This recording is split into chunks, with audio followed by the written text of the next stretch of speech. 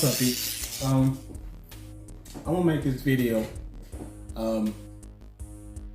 two-part. I was gonna make a screen recording video, but I'm gonna go ahead and just make it like this here and read from what probably just read it from the screen. I don't know. Just kind of follow me with it. But I want to start off, y'all, because this message is, if you got loved ones, you know, and you holding grudges on your father, your mother, you got to find a way to get past the grudges that you're holding on your loved ones, okay? You only get one father, you only get one mother. And if you were blessed enough to even know your father or your mother, to spend time with them, to get to know them, y'all had any type of fallout, you know, I always realize you continue to say good morning, you're going to eventually be standing over the grave. You're going to be standing over them in a hospital bed or casket, you know, saying your final goodbyes to them at some point. So be mindful of that if you're holding grudges and you want to be too stubborn to let it go. Just keep that message in mind. You know, this morning I went to go see my mom. She's actually on a ventilator. That's the only thing that's keeping her with me now. She's been dealing with stage 3 ovarian cancer. And just like a couple of days ago, she had an appointment dealing with the chemotherapy and stuff. And she had problems breathing. You know, she had found out she has fluid on her lungs a few days ago. And blood clots as well. So her having problems breathing and having pain in her back at the same time, my sister rushed her to the hospital and found out she has double pneumonia. That's pneumonia in both lungs. And I went to go see her yesterday. And it's like I don't even want to describe what she looked like laying there. But all I could do is just love on and just look at her. And I was kind of reflecting. Like wishing for the best, but preparing for the worst. And I thought about one of my partners I've talked to, one of the YouTube subscribers. His name's Mike as well. If he's watching this video, he knows what I'm talking about. And I'm kind of telling my story so you can.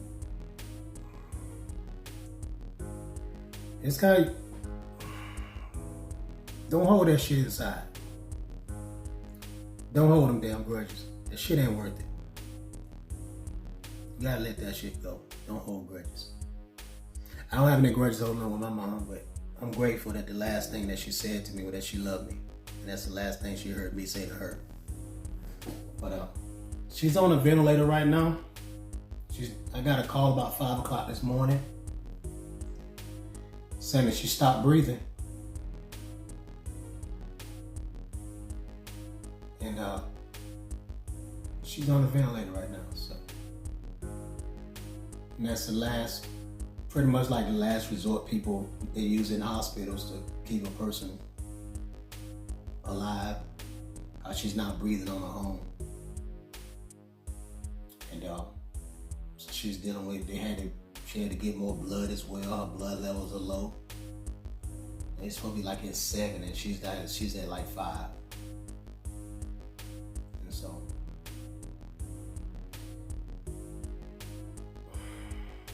I'm hopeful, but I'm prepared. So all I could do is just keep moving forward. Stuff gotta go forward. I gotta continue. I gotta stay strong because I'm also taking care of my father. My father's in his room now. He's bed confined.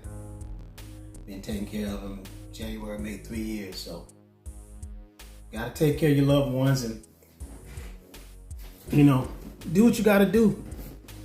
You know, don't hold no damn grudges, man. Them grudges they'll hurt you more than they'll hurt the person you're holding the grudge against, okay? Okay, enough of that, y'all. We got to move forward. Okay. I had to make this video because that's a side note for any of you. Hopefully that resonates with some of y'all. Not my story, but helps you to be a little more encouraged with holding grudges with people. Don't hold grudges. You can't be holding those grudges. It's more liberating when you let shit go. Gotta let it go. Because you never know when you see that day where you have to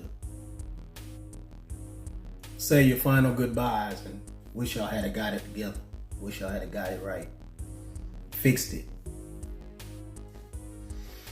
Okay.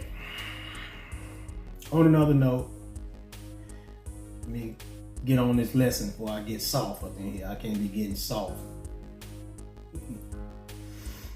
Anyway, I want to talk about Rule 60, relief from judgment. I was talking to a partner a couple nights ago, actually early yesterday, and I got kind of intense about it, but I didn't get a chance to make the video till now because of the words I got about my mom. So I thought I'd take time to make this video. Hopefully y'all can meditate on this video and it'll be very enlightening for y'all. Probably even more enlightening for you that are on child support trying to figure out how to get off child support. Rule 60 speaks about relief from judgment or order. 60B to be specific. B as in boy. Of course, I'm using Cornell law. It says grounds for relief from a final judgment, order, or proceeding. On motion. First thing it says is on motion. I know y'all, we've been programmed from the beginning. When we first started learning about the straw man, we don't use motions. We use affidavits because we're the living man.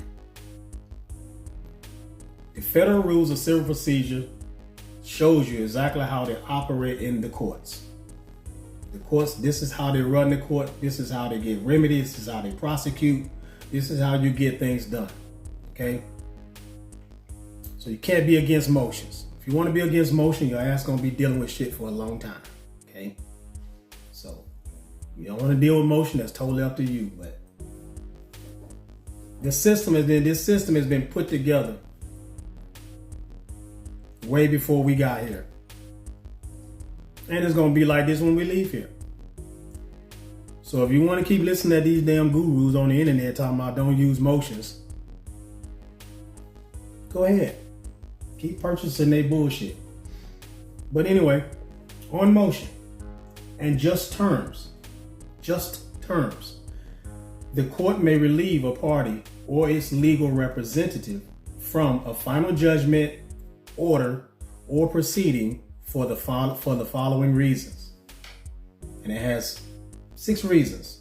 Number 1, mistake, inadvertence, surprise, or excusable neglect. That's number 1. Number 2, newly discovered evidence that with reasonable diligence could not have been discovered in time to move for a new trial under Rule 59B. Number 3, fraud.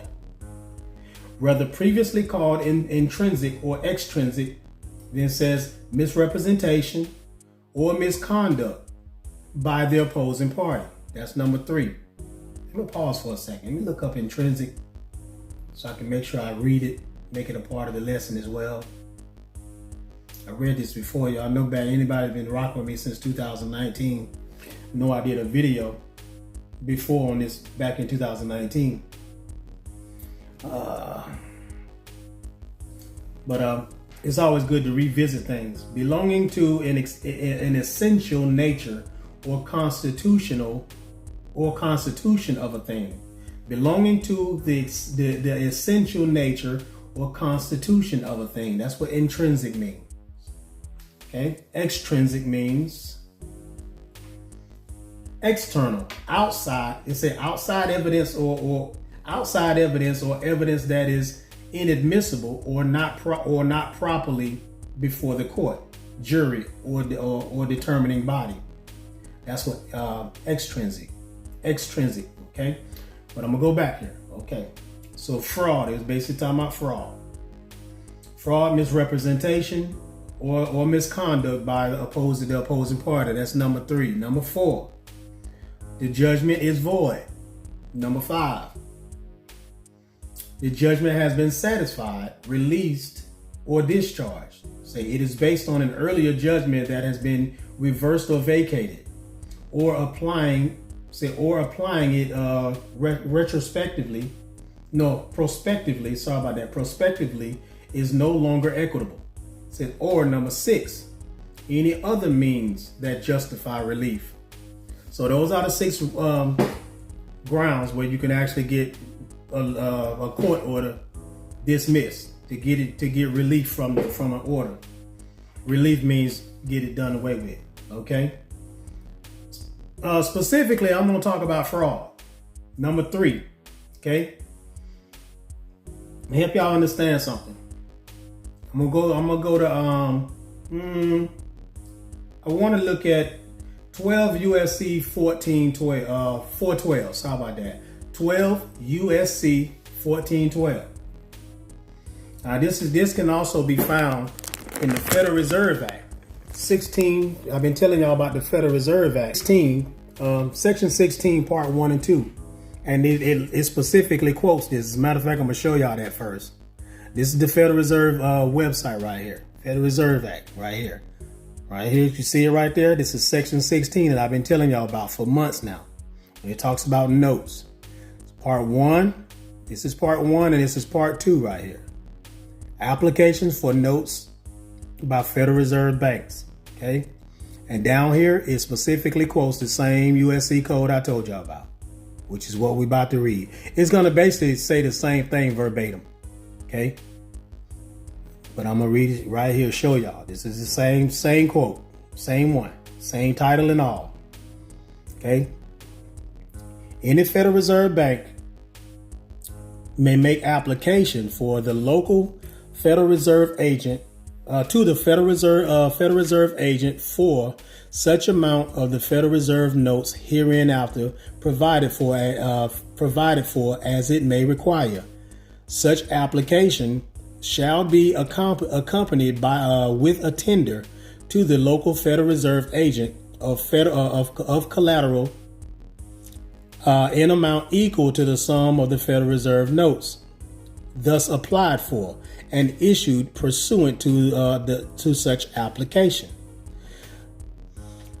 The collateral security, see they call it the collateral security. The collateral security thus offered shall be notes, drafts, bills of exchange, or acceptances acquired under these are the sections of this title, or bills of exchange endorsed by a member bank of any Federal Reserve district and purchased under the provision of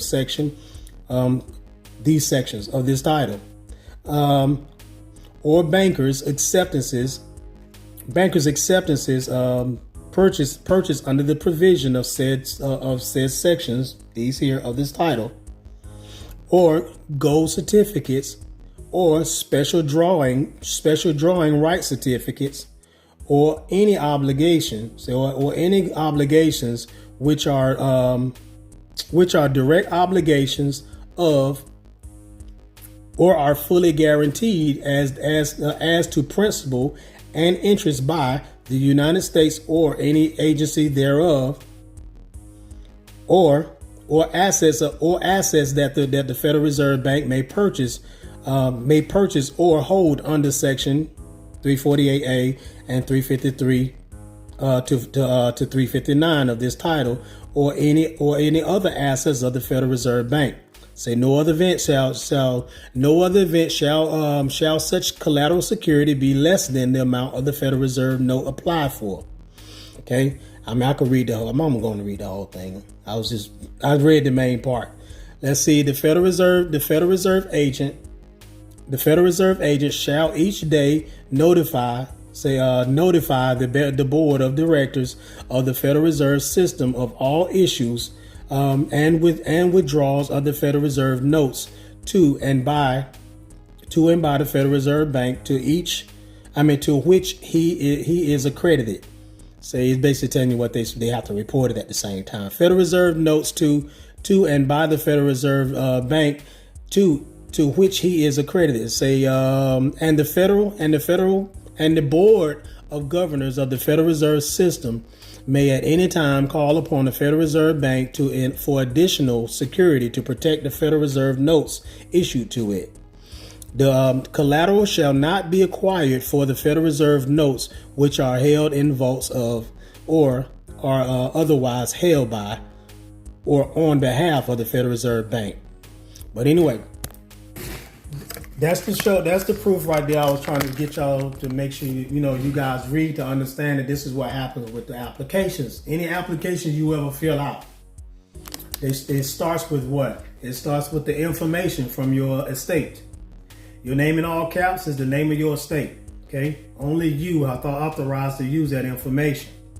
The name, the address, the social security number, your birthday, any information that identifies that estate. You use that information. If someone else uses that and you never authorize it, and then they bully you into some contract in court, it's using some type of deception, misrepresentation, some type of bully tactics, any type of way they swindle you into that agreement, and you didn't specifically give them permission to put that name on that application, and now you on child support. That's security fraud. Okay, so that would be equivalent. That's the same thing as Rule 60B number 3. That was number 3. Yeah, number 3, fraud. That's called security fraud. Now I'm gonna go further. I'm gonna show y'all the definition of security fraud. Okay. Let's see. Whoever knowingly, I'm reading. Matter of fact, it's 18 USC 1348. You can read that. I might probably put the screen on it in a minute, but I'm gonna read it real quick. Whoever knowingly whoever knowingly executes or attempts to execute a scheme or artifice, same thing, a scheme or artifice to defraud any person in connection with any, it's two different things. One, to defraud any person in connection with any commodity for future delivery or any option on the commodity for future delivery or any security of an issuer with a class of securities registered under Section 12 of the Securities Exchange Act of 1934, or is required to file reports under Section 15D of the Securities Exchange Act, or that's number 1. We ain't talking about that part. Number 2, to obtain by means of false and fraudulent pretense, misrepresentation, or promises any money or property in connection with the purchase of or sale of any commodity for future delivery or any option on the commodity for future delivery or any security of any issuer with the class or with a class of securities registered under the Section 12 of the Securities Exchange Act, or that is required to file reports under Section 15D of the Securities Exchange Act. So they're using fraudulent, let's say false or fraudulent pretense. Okay, that's one definition right here. I'm gonna go deeper. Let's see. I'm gonna close that one out. Securities fraud. That was again, I told y'all that was 18 USC 1340. That's what I just read to y'all. Whoever knowingly executes, number 1 don't apply, but I'm talking about number 2 right here specifically. See it for yourself. Make sure you look this stuff up and read for yourself so you can understand what they did wrong and how you can articulate what happened.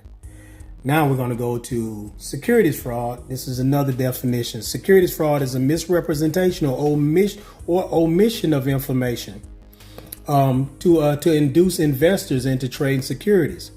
See, keep in mind, the application becomes a security. They use anytime they use any type of deception, any type of fraudulent pretense. They actually use it's identity theft too, because you didn't give them permission to use that information. and without that information, they couldn't monetize that security. The other part two of the deception is the fact that they pretend like they loaned you some money, like they loaned their, like money came out of their pocket. Now keep in mind, we're talking about the child support company, okay? Because baby mama or baby daddy, whoever applied for child support, they had to use the other party, the baby dad or the baby mama's information and put it on that application. You didn't give permission to do that. And they took that application and they turned it into the Federal Reserve Bank with the court order. And they turned it in, they securitized the whole thing. And they making it look as if you're paying them back for doing stuff that, basically as if they suffered some type of loss and they're getting subrogated some type of way, getting you to pay them back for what they're doing for your child. And they've never done that ever. They never lost anything to even be bringing you to court. If anything, they gain something by using your information without your consent on that application. That's securities fraud. Anytime you use it, anytime that information is used on an application, if I take your information, I don't care who's watching this video, if I take your information and I apply for something, say I apply for a credit card, get approved, have that thing sent to my house. Now I'm just running it up. If you can understand that I just committed identity theft by using your information to apply for something, you should be able to understand just from reading what I read to y'all, what they do with the applications. Every application goes to the Federal Reserve Bank, and that's how they get money. And they create the illusion as if you're borrowing money from them, as if you just got approved for something. Even when you go apply for a car loan, they create the illusion as if they're giving you money, as if the financial institution that approved you for credit for that loan, when really they took that application and they use your information, they access your Social Security account because you put your Social Security number on there. They access your account, and that's why they were able to get money from the Federal Reserve notes from the Federal Reserve Bank when they turn that application in. Then they create the illusion as if you borrowing money from them, and then they never lost anything. They use your account to credit you. And then by you not knowing, people are destroyed for the lack of knowledge, and they don't know that that's what they're doing with the application. You don't know that the application is the money. That's where the money came. That's what empowered the financial institution to get the money. They have to do that, and that's how they get the money. The Federal Reserve notes, that is. And then you don't know that that's what they're doing. And since you don't know that, that's how they actually duking us, making us think that we borrowing money from them and we paying out of our own pocket. They double dipping twice because they got paid from the application for the exact same amount that was applied for, as you just read right there for yourself.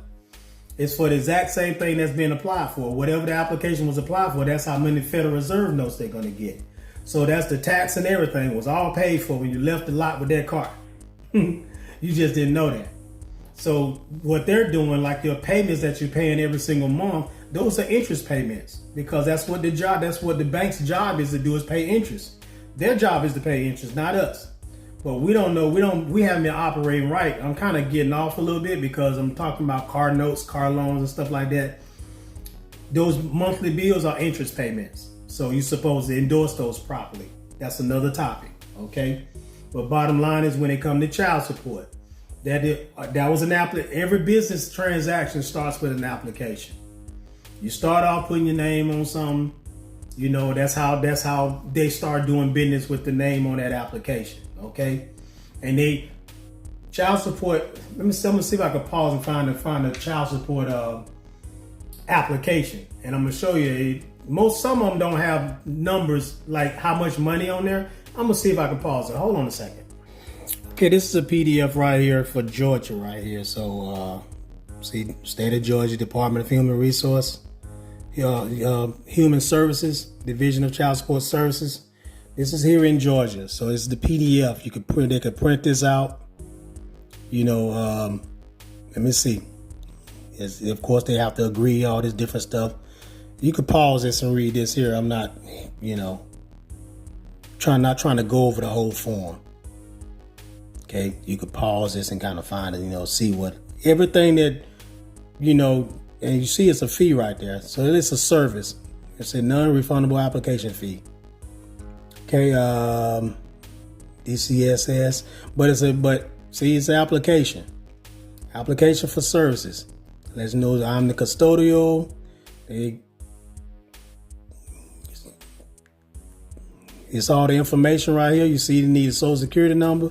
That's the parental, it's the custodial parent, and the non-custodial parent custodian information. So he put that information. You see right here, they need social security number, birthday. If somebody put your information on one of these applications and you didn't give permission to do that, and they done bullied you into a damn contract, and hell, the thing is, I'll get back to it. I'll get back to that. I don't want to get thrown off right now. But see right here, all this information here, mailing address, home address, social security numbers, phone number, that's all information. This is all information that only you are authorized to use that type of information to apply for something you want, something that's going to benefit you. Nobody has the authorization. Just use your information. See, even your children's names are on these damn things. You know what I'm saying? Even their social security number, all the information, the birthday, names, all this stuff. It wasn't with your permission. You didn't have permission to do that. See, alleged father. See, alleged father. They put your name, first, middle, last name, social security number, as you see right here. Birthday. You didn't give permission for them to use that. Okay, and then especially if you done went right in there. Here's another one right here. Why they got alleged father on there twice? We ain't gonna go there. But anyway, the thing is, when you look at these things, it's incarceration history. All this stuff is on here. Look at that. Got the money on here. How much money they make? Oh, that's the insurance right there. Insurance information for alleged father. See, this is identity theft. This is identity theft all day long. Who gave you permission to use that information? Especially if nobody injured you. If there's no injured party, then you got no reason to be using that information. It's identity theft. So how did you get that information? Did I give you permission? Did I give you consent to use that information? You know what I'm saying? Attached check stubs. Where would you get check stubs to do that? If you ain't just stealing them from me. Where would you get a check stub from the father to attach to this application if you ain't stealing? That's identity theft. Your check stub goes straight from your boss. The father's check stub goes straight from the human resource system straight to the father. How the mother get it if they ain't stealing it? This is identity theft all day long. Okay, that's fraud. Okay, but these are different ways, different things you could point out when it comes to fraud. Nobody has authority to use your information and fill out any applications whatsoever. And those applications are then, when they're filled out, and here they are, attaching their stuff to it, they're able to turn that in and get funding with that application once it's complete. Okay, once it's complete. And at the bottom, I'm sure at the bottom it has to be signed by whoever fills it out. Yep, it has to be signed. And not only is it signed right there, there's a notary signature right there. Certify that the information, I certify that all of the information supplied by me is true and correct to the best of my knowledge and belief. I understand the criminal penalties for making false statements and false swearing under. That's the Georgia Code. And do hereby attest to the truthfulness of the information provided. So I personally appear before the undersigned officer, that's the notary, and duly authorized to administer oath. Duly authorized to administer oath. The undersigned who states under oath that the foregoing statements regarding the paternity is true and correct. And we know that's a lot of times lies, especially they got two baby daddies on there. We know damn well they lying. How can you swear on the penalty of perjury if you got two of them on there? But anyway, you don't, especially if you haven't been, anyway, that's case by case basis. I understand that medical tests may be required to establish legal paternity for the above children. Now, see right here, if somebody filled out one of these here and you took a DNA test and found out that it wasn't yours, they just committed fraud. They committed perjury. You can add that application right there. They can actually be prosecuted for perjury because they swore under penalty of perjury that this was true and correct. But then you took a DNA test and found out that you wasn't the daddy. So if that's you, that's a charge. Okay. I understand that the medical test may be required to establish legal paternity for the above children.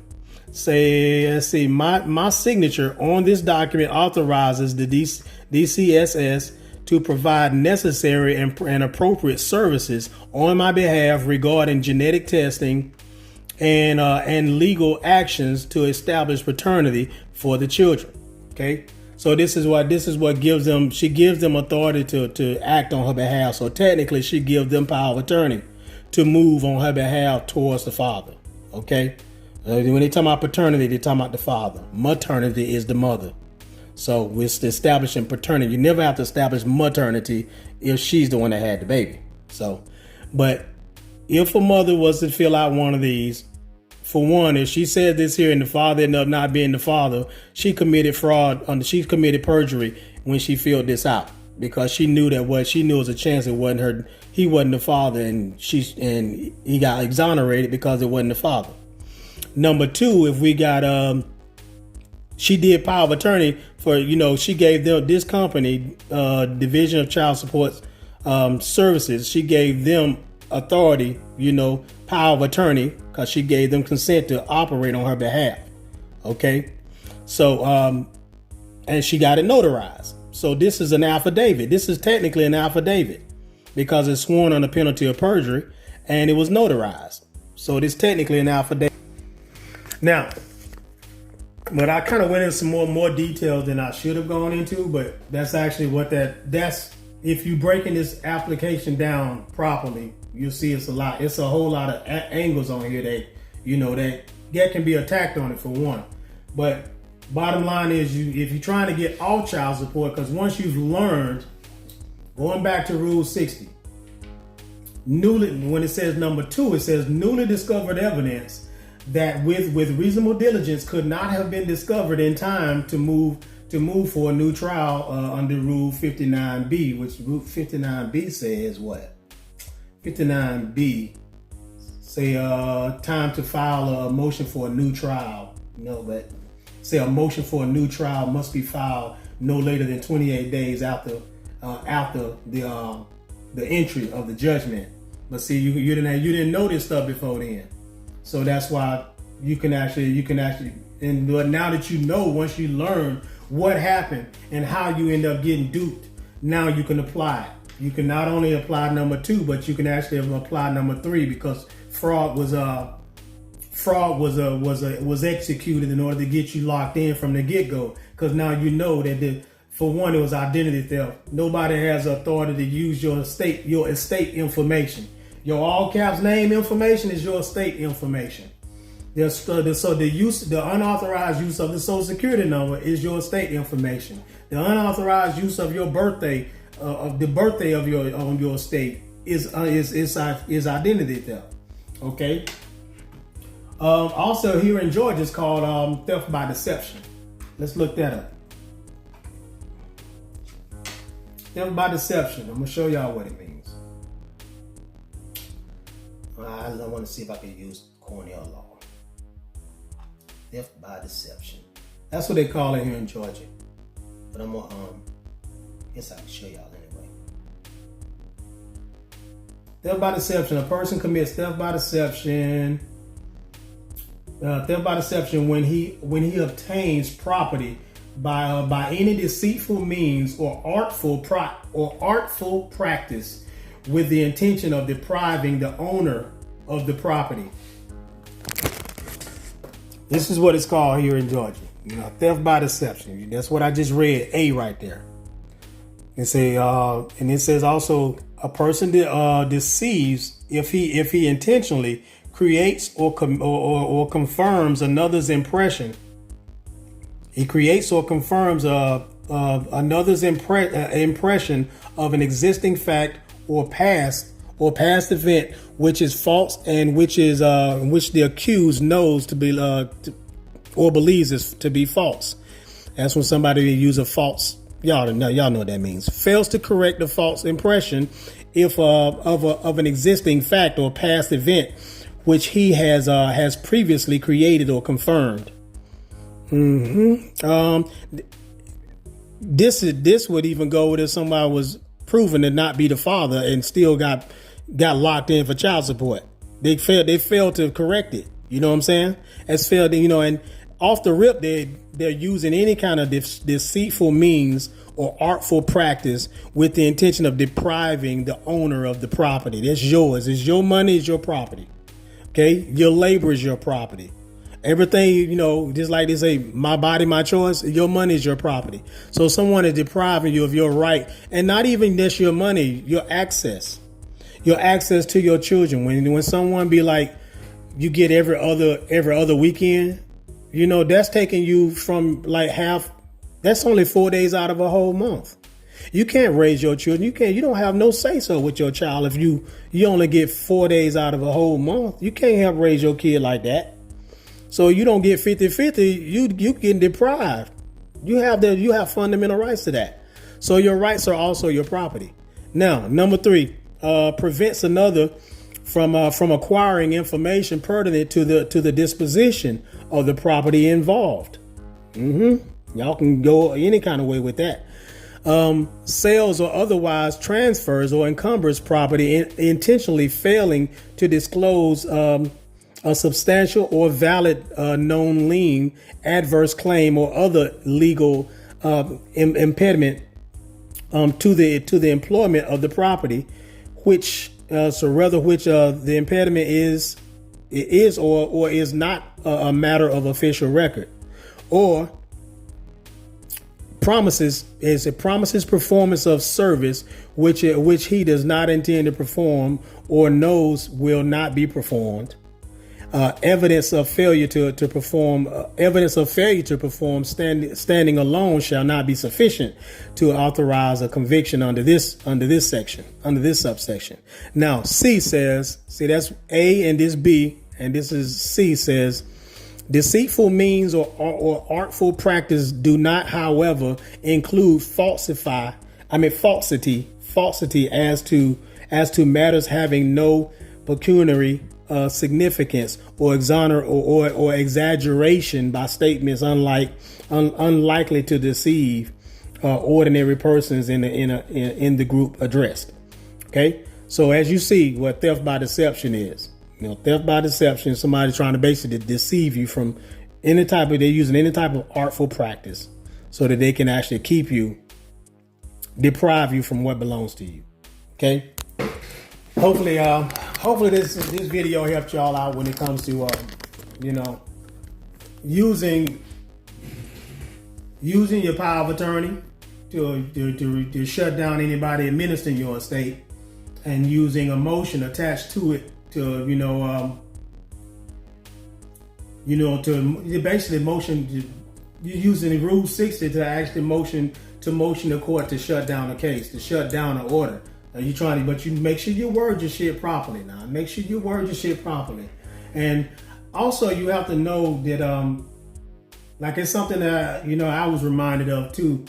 You may not know, like, why is your case sitting still? Why they ain't doing nothing?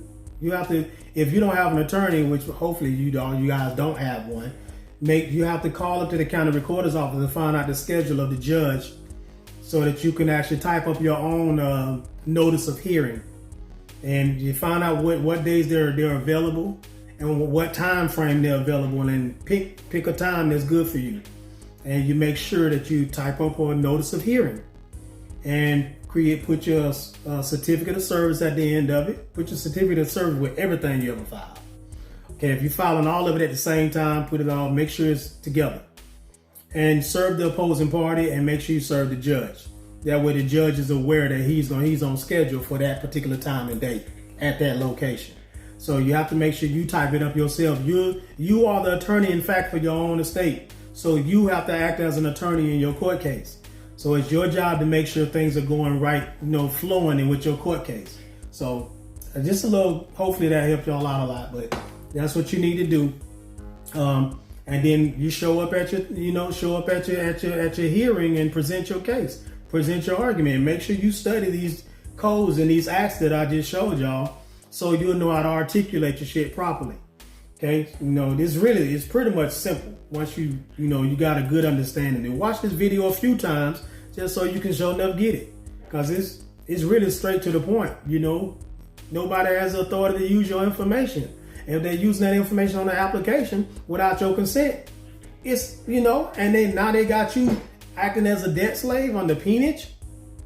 It's identity theft. It's security fraud. It's peonage, which is also illegal. That's debt slavery. That goes against the Constitution. It's not in the best interest of your child, because the child don't have access to, to both parents. Equal access. It's not in it's not in your best interest. It's not equal protection under the laws, which is also Constitution. So be mindful of all that good stuff, y'all. I'm trying to help, hopefully that helped y'all out. If you hadn't liked and subscribed, go ahead and do so now. And we'll catch y'all in the next video. All right? Hold it down, y'all. Emerald signing out.